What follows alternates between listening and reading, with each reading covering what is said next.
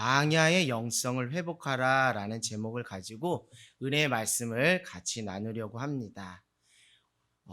아침에 이슬을 꿀벌은 아침 이슬을 먹고 무엇을 생산하죠? 꿀을 생산하고 뱀은 아침 이슬을 먹고 독을 품게 되죠. 오늘 압살롬이 반역을 도모해서 준비해서 결국 4년 만에 반역을 꾸미게 됩니다. 아침 이슬을 뱀이 먹고 독을 품는 것처럼 압살롬이 아버지에 대한 다윗 아버지에 대한 그 서운한 감정들이 이제는 무엇으로 드러나기 시작한 거예요? 폭력성으로 드러나기 시작. 무엇에 대해 눈이 멀었어요? 권력에 눈이 멀어서. 왜냐하면 아버지가 2년 동안 자기를 만나주질 않은 거에 대한 어떤 서운함들, 그런 것들. 그러니까 다시 말씀드리면 다윗이 한 가정의 아비로서 그 역할들을 제대로 하지 못해서 그 부자 간의 그 골이 깊은 상황 속에서 지금 압살롬이 4년 동안 무엇을 다진 거예요? 밑바닥, 요즘 말로 말하면 밑바닥 인심을 다진 거예요. 막 사람들을 좋은 말로 또 이렇게 재판해주고 이렇게 좋은 말로 달콤한 말로 그래서 인심을 후하게 얻게 되었습니다. 13절 보니까 전령이 다윗에게 와서 말하되 이스라엘의 인심이 다 어디로 갔다는 거예요? 압살롬에게 돌아갔나이다. 지금 이스라엘 왕은 누군데요? 아버지인 다윗인데 그 인심이 압살롬에게 갔어요. 그러니까 압살롬이라는 한 인간을 연구할 때 정말 도끼를 품은 무서운 사람입니다. 뭔가 한번 그 칼자루를 뽑으면 뭐라도 베어야 된다라는 생각. 왜냐하면 압살롬이 그의 형을 죽이는 그런 장면, 또 압살롬이 지금 반역을 꾸미는 그 반역 속에 우발적인 그런 것이 아니라 치밀하게 아주 타임테이블을 짜서 치밀하게 그것을 하는 거예요. 그래서 독을 잔뜩 품고 지금 반역을 꿈꾸는 그 상황 속에서 결국 다윗은 어디를 떠나게 돼요? 예루살렘을 떠나서 다시 어디로 가게 돼요? 광야로 도피자의 신세로 가게 됩니다. 왕이 되어서 한 나라를 잘 지켜야 되는 그 왕의 위치에서 이제는 광야로 도피자의 처량한 신세로 인생으로 전락하게 되었습니다. 다윗에게 있어서 광야는 낯설지가 않아요. 왜요? 다윗이 왕이 되기 이전에 그 삶의 자리에 전반적인 삶의 자리가 다 무엇이었기 때문에요? 광야였잖아요. 누구에게 미움을 받아서 사울에게 미움, 시기 질투를 받아서 아무런 죄가 없는데 그는 광야에서 목숨의 위태로움을 겪으면서 수많은 우여곡절 속에서 결국 하나님의 약속의 성취로 이스라엘의 왕이 되었습니다. 그러면서 모난 부분도 다듬어지고 선왕으로서의 그 왕의 자질을 그 광야에서 절대적으로 훈련받게 되었어요. 결국 왕이 되기 이전에 그가 광야에서 경험했던 그 광야는요, 자기의 잘못과 상관없이 받는 고난의 광야라는 것이죠. 그러나 이 광야조차도 하나님의 계획과 섭리에는 다 맞닿아 있어서 불필요한 시간들이 없다라는 것이죠. 그건 다른 것이 아니라 전적인 믿음의 훈련의 시간이었던 것이죠.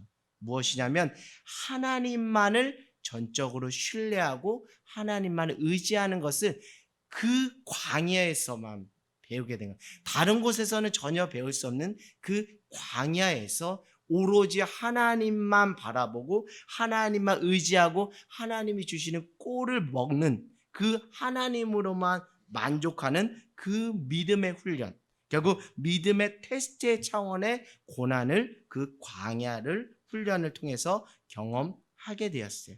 근데 오늘 또 압살롬의 반역으로 인해서 왕이 되었지만 또 그의 인생 가운데 무엇이 찾아왔다고요? 광야가 찾아온 거예요. 사랑하는 여러분, 우리의 인생이 어찌 보면 광야의 연속인지도 몰라요. 지금은 평탄한 길을 걸어가는 인생일지라도 또 우리의 삶에 어떤 형태의 어떤 모양의 광야가 나타날지 모른다는 거예요. 결국 왕이 된 이후 광야라는 것은 상상할 수 없었던 다윗의 인생 가운데 또 불쑥 광야가 찾아왔는데요.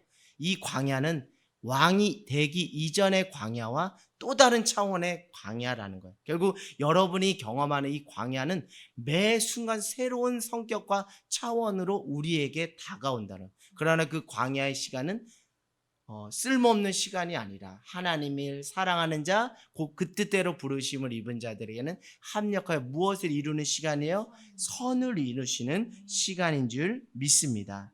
그래서 지금 압살롬, 참 아들이 반역을 일으켜서 아비를 내어 쫓아서 쫓기는 그 아비의 심정은 얼마나 오죽하겠습니까? 그럼에도 불구하고 어떻게 해요? 도망가야겠죠. 그래서 광야의 길로 나아가는데, 여러분 어찌 보면 이 광야라는 것은 제가 왕이 되기 전에 광야와 다르다고 했는데요. 이것은 자신의 잘못으로 초래된 결과로서의 고난이라는 것이죠. 무엇입니까? 다윗이 밧세바를 범하고 또 여러 또 후궁을 거느리면서 그 안에서 무엇이요? 이복 형제들이 생기면서 그 안에서 뭐예요? 왕이 쟁탈전이 생기면서 그곳에서 한 나라의 왕이지만 한 가정의 아버지로서 무엇을 해줘야 되는데, 권위를 가지고 교통 정리를 해줘야 되는데 이거를 그냥 도망치고 회피하고 덮어버리는데 급급했어요. 그래서 압살롬이 왔지만 2년 동안도 압살롬을 보지 못하는 아비로서의 역할을 제대로, 아비로서의 구실을 제대로 하지 못하니까 이것이 쌓이고 쌓여서 결국 죄의 싹스로 말미암아 그 고난이 초래되게 되었어요. 사랑하는 여러분, 다윗이 지금 경험하는 그 광야는 어떤 훈련의 시간일까요? 그 전에 왕이 되기 전에 훈련은 무엇이었다고요? 믿음의 훈련. 하나님만 전적으로 신뢰하고 의지하는 믿음의 훈련. 근데 여러분 성경을 보더라도 그런 훈련의 과정 속에서 다윗이 미끄러질 때가 있었을까요? 없었을까요? 미끄러지는 때가 있었어요. 오죽하면 적군의 나라에 가서 목숨을 부지하면서 미친 짓을 하면서 침을 질질 흘리면서 그 모습을 보면 이 다윗이 전적으로 하나님을 의지하는 모습은 전혀 보이지 않아요. 그럼에도 불구하고 그런 부족함, 그런 연약함, 그런 것들을 몇 단계 거치면서 믿음의 훈련을 했는데요. 지금 왕이 된 이후 그 다윗에게 요구하는 그 훈련은 다른 게 아니라 철저하게 무엇하는 거예요? 회개하는 거. 자신의 잘못으로 야기된 광야이기 때문에 회개를 또 철저히 하나님이 나의 주인이고 하나님이 나의 왕이라는 그 겸손의 차원의 훈련이라는 거예요. 그러니까 여러분이 지금 어떤 광야길을 혹 걷고 있다면 지금 제가 단편적인 성격으로만 규정했기 때문에 더 많게 이야기할 수 있겠지만 어떨 때는 그 광야가 하나님이 나에게 믿음을 요구하시는 광야일 때가 있고, 어느 때는 나의 그 무모함과 나의 범죄함으로 말미암아 내가 하나님 앞에서 나 자신을 쳐서 복종하고 통회하고 자복하면서 철저하게 회개케 하시는 광야, 나를 낮추시고 또 겸손케 하시는 그런 광야의 훈련이 있다는 거예요. 사랑하는 여러분, 여러분이 지금 걸어가고 있는 그 광야, 어떤 성격의 광야인지 한번 영적으로 분별하고 또 영적으로 진단하고 거기에 반응하는 저와 여러분 모두가 되기를 원합니다. 그러나 결론적으로 말씀드리면 광야 가운데서도 홀로 우리를 내던지는 것이 아니라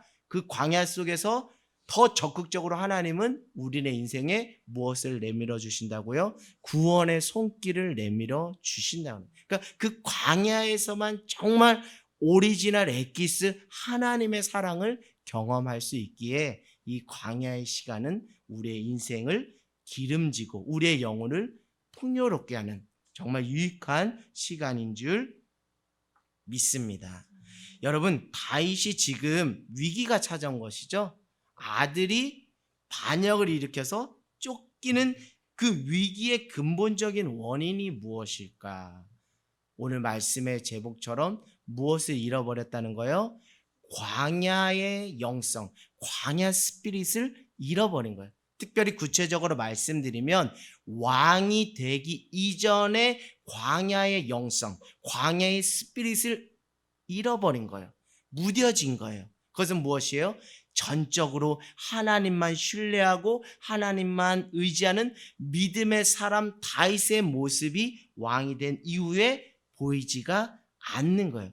초심을 잃어버린 거예요. 광야의 영성을 잃어버린 거예요. 그 광야의 영성을 잃어버린 결정적인 단서가 있다면 왕이 된 이후에 여러분이 성경을 천천히 보면 하나님께 여자와 아뢰되, 하나님께 묻자와 아뢰되, 하나님께 기도하되라는 표현이 성경에 많이 있을까요? 없을까요? 많이 없어요. 많이 없어요. 그만큼 왕이 된 이후에 그 광야 영성, 그 스피릿을 잃어버린 것이 결국 지금 또 다른 성격의 광야로 자신의 인생을 내몰게 된 삶의 위기의 근본적인 원인이 되었다는 거예요. 그래서 성경은 이렇게 말해요. 사랑하는 자녀들아, 처음 사랑과 처음 행위를 무엇하라는 거예요? 회복하라. 너희가 애굽 땅에서 무엇 되었던 시절? 종살이 하던 시절, 그곳에서 하나님이 먹이시고 입히셨던 그 시절, 그 광야에서 만나 매출하기로 먹이시고 입히셨던 그 시절을 절대 뭐하지 말라는 거예요? 잊지 말라는 거예요. 그러니까 광야의 영성은 무엇하는 거예요?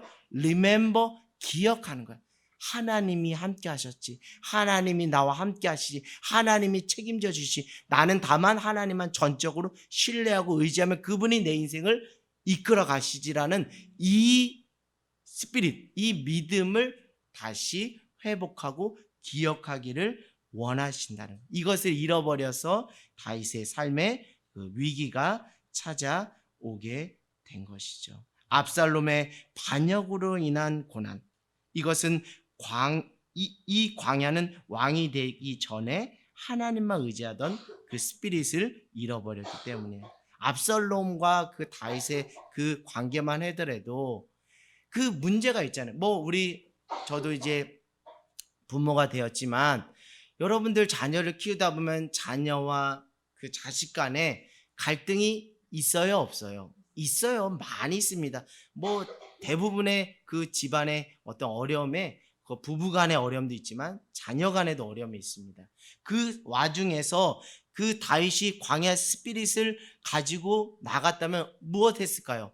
하나님을 전적으로 신뢰하며 하나님께 여자와 묻자와 아뢰되라는 성경 표현이 있어야 되는데 그러지가 못했다는 거예요. 문제 속에서 회피하고 도망가고 믿음으로 기도로 정면 승부를 하지 못했던 것이 죄는 무엇 되는 거예요? 쌓여서 눈덩이가 되어서 죄의 결과를 내가 이제 무엇 하는 거예요? 홀싹 뒤집어 쓰게 된 거예요. 그래서 죄의 결과의 처참함을 지금 다윗이 몸서리치게 지금 경험하게 되는 것이죠. 사랑하는 여러분, 다시 하나님께 처음에 아까 전에 무엇 하는 것이 필요하다고 그랬어요? 너희는 애굽의 종되었던 때를 무엇 하는 것? 기억하는 것이 중요하다고 했다면 지금 다시 하나님께 무엇 하는 게 중요해요? 묻는 것입니다. 묻자와 아뢰되라는 기도의 회복이 그 위기를 탈출할 수 있는 긴 어둠의 터널을 나갈 수 있는 영적인 해법이 될 줄 믿습니다. 왜냐하면 이것이 광야의 스피릿이거든요. 이게 광야의 영성. 단순하고 어떻게 보면 무식하고 별거 아니네. 그러나 여러분 기본기에 충실하라는 것을 말씀드리는, 기본기가 충실할 때 어떤 위기가 찾아온다 하더라도 그 기본기로 능히 돌파할 수 있는 무엇이요? 영적인 내공이 충만하게 쌓이는 줄 믿습니다. 자, 우리 한번 15장 31절 한번 찾아가 읽어보겠습니다. 이 광야의 시간에서 결국 하나님은 회복을 시켜주십니다. 본인의 잘못으로 인해 초래된 이 광야에서도 하나님은 다윗을 회복하는데 관심을 두게 되어 있습니다. 31절을 한번 같이 읽어볼까요? 시작.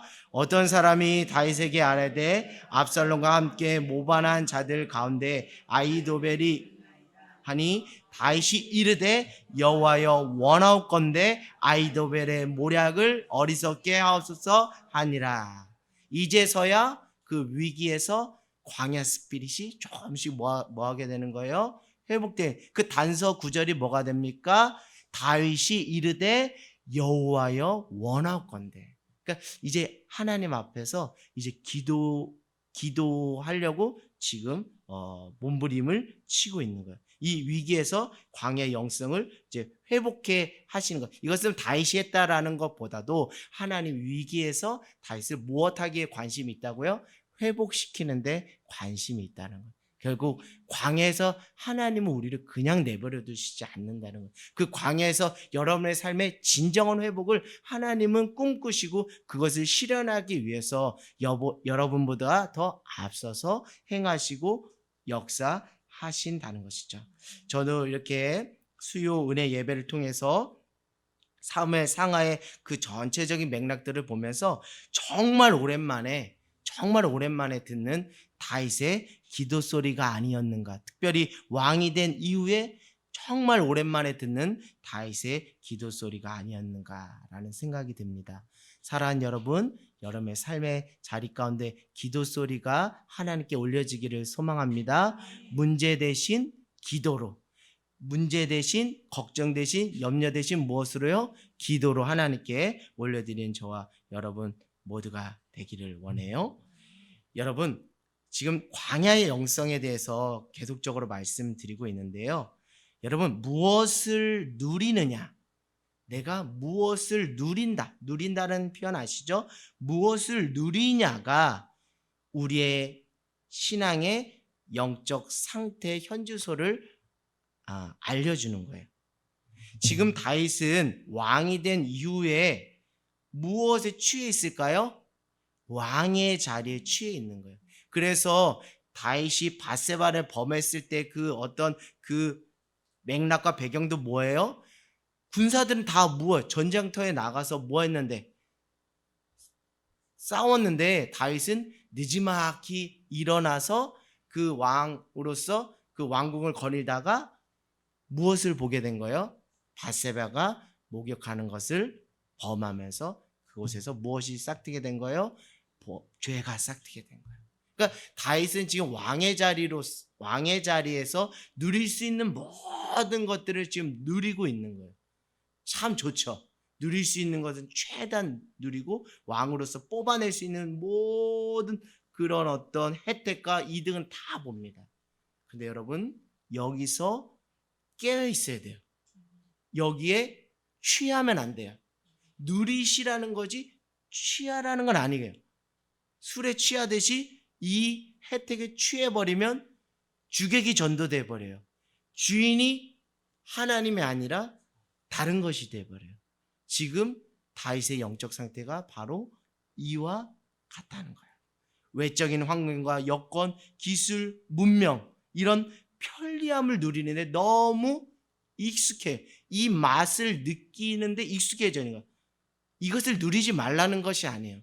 이것을 누리되 주객이 전도되거나 우선순위가 바뀌면 그것에서 무엇이 생긴다고요? 죄가 튼다고 변질되게 되어 있는 거예요. 광야 스피릿을 잃어버리게 되어서 온실 안에 갇혀버리게 돼요. 오늘 주일날 목사님 말씀하는 것처럼 건물 안에 갇혀버리게 돼요. 우리는 건물 안에 갇혀있는 존재가 아니라 세상 가운데 뭐 받아야 될 존재죠? 파송받아야 될 존재잖아요. 이게 중요한데. 그런데 여러분, 편리함을 내가 누리고 있는가? 아니면 하나님의 은혜를 누리고 있는가? 여러분, 광야 스피릿의 그 중심에는 무엇이 있을까요? 편리함을 누리는데 주안점이 있을까요? 하나님의 오로지 하나님만 주시는 하나님으로 인하만 가능한 그 은혜를 누림의 포커스가 주안점이 되어 있을까요? 하나님의 은혜만을 누리는데 그 주안점인데 이거를 누가 잃어버렸다는 거예요. 다윗이 잃어버리니까 그게 총체적으로 그 삶의 위기를 자초하게 된 거예요. 사랑하는 여러분, 여러분이 누리고 있는 것에 그 포커스가 어디에 있습니까?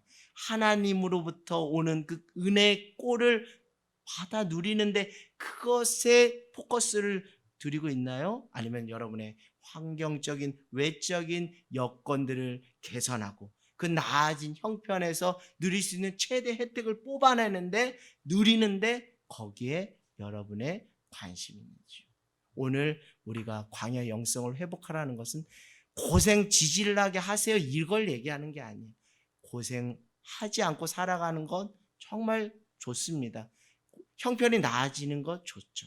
그러나 오로지 하나님의 은혜의 터 위에서 누리고 사귀고 자유와 영혼의 부유함을 누리는 삶이 돼야지 그것이 영적으로 건강한 상태가 되는 것이에요. 결국 광야 스피릿 영성은 하나님의 은혜 누림의 주안점과 포커스를 두는 거예요. 그래서 회복 은혜를 더듬는 거예요.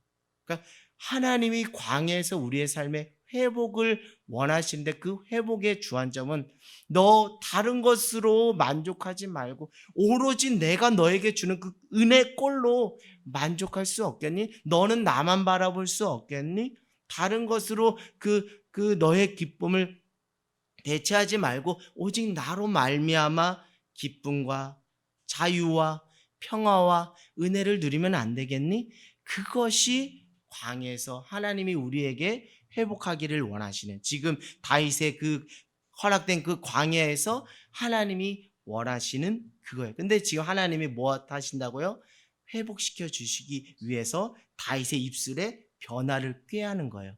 31절에 다윗이 이르되 여호와여 원하옵건대. 이제 하나님을 전적으로 의지하고 전적으로 신뢰하는 절대 의존의 감정이 이제야 회복되게 된 거예요. 우리 지지난주 설교 말씀 주일날 두 맹인이 예수님을 향해서 어떻게 했죠?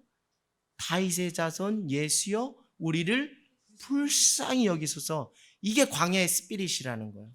이걸 왕이 되고서 이게 잃어버렸어요. 여러분 삶이 평안하든 또 위기가 있든 어떤 상황이든지 간에 우리의 심령의 상태가 다윗의 자손 예수여 나를 불쌍히 여겨주시옵소서. 나를 긍휼히 여겨주시옵소서. 오늘도 일용한 양식을 구하듯이 일용한 내 영혼을 부욕케 하는 하나님의 그 은혜를 만끽하기를 원하오니 은혜를 쏟아 부어 주시옵소서. 부스러기라도 줬사오니 그 은혜를 허락하여 주시옵소서라고 기도하기를 하나님이 원하신다는 거예요. 결국 오직 하나님만 바라보고 의지하는 것, 오직 하나님으로만 자유하고 하나님만 누리는 것, 그것을 하나님께서 원하신다는 거예요. 사랑하는 여러분, 우리의 교회 상황과 좀 연결시켜서 말씀드리고 마치겠습니다. 사랑하는 여러분, 우리 교회가 이제 1층으로 내려가죠. 우리가 이미 선포했어요.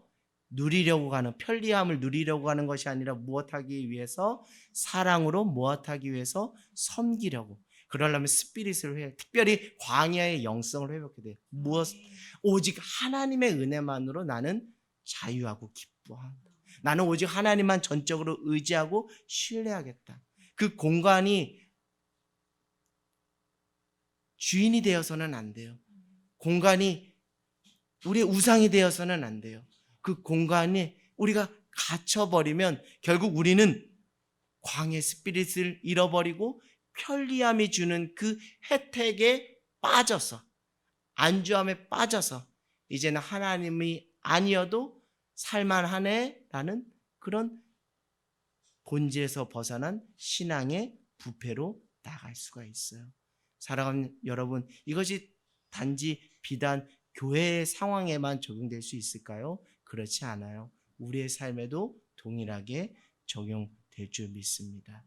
우리의 삶의 형통함과 우리의 삶의 승리는 오로지 하나님의 은혜 안에서 가능한 줄 믿습니다.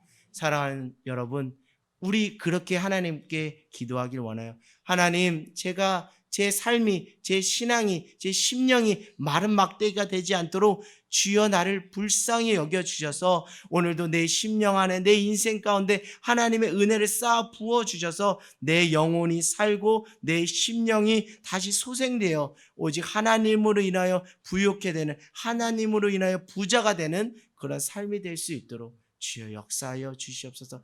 내가 세상과 짝하는 것이 아니라, 내가 다른 것에 외눈팔이 겼는지라는 것이 아니라 오직 하나님만을 바라보며 살아가는 그 광야의 영성, 그 스피릿을 회복할 수 있도록 주여 나를 긍휼히 불쌍히 여겨 주시옵소서라고 기도하는 우리 모두가 되기를 주님의 이름으로 간절히 소망합니다.